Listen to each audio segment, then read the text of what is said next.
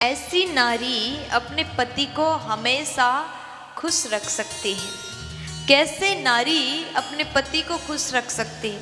अगर नारी में ये गुण होते हैं, अगर नारी में ये गुण है तो उसके पति उस नारी से हमेशा प्रसन्न रहता है।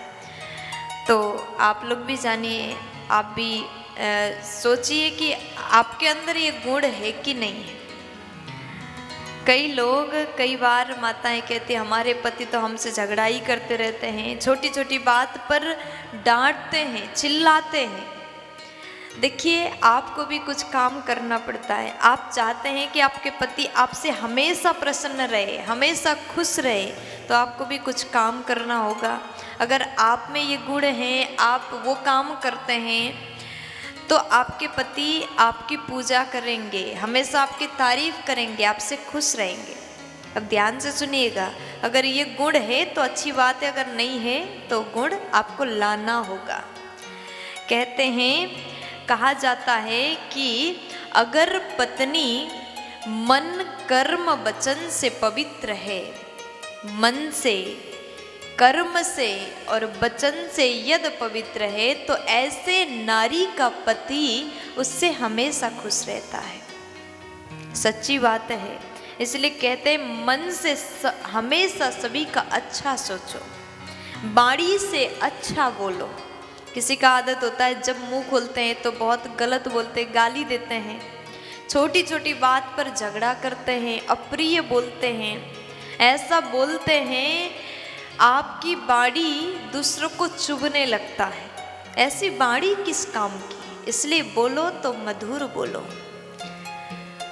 और कर्म से, अपने काम से सभी को खुश करो। अगर नारी घर के काम काज में निपुण है, कुशल है, आपके घर में कोई रिश्तेदार आए, अतिथि आए, तुरंत जाकर के पानी दें, चाय बना लें, पूछे कि आपको क्या चाहिए, जितना अपने तरफ से बनता है वो सेवा करो।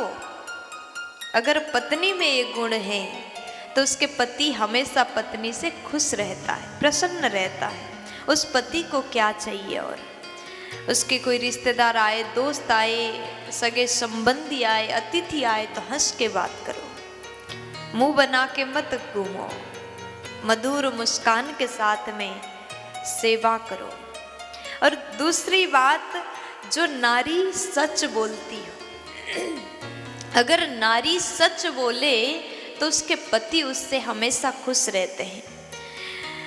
अगर झूठ का सहारा लेते हैं तो झूठ बोलने वाले हमेशा पीछे ही रह जाते हैं।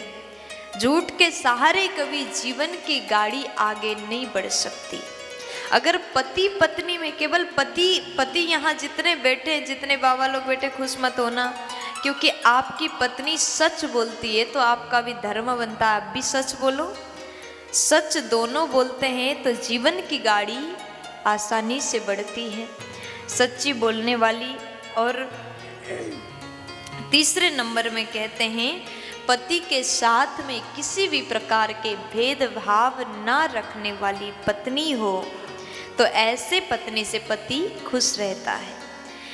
और उसके बाद में कहा कि घर के कार्य में कुशल, घर के कार्यों में चतुर, घर में सभी को खुश रखने वाली माता पिता हैं, सास ससुर हैं, टाइम पे भोजन दो, टाइम पे नाश्ता दो, बच्चों को सुंदर टाइम पे व्यवस्थाएं कर दो, तो सब खुश रहते हैं।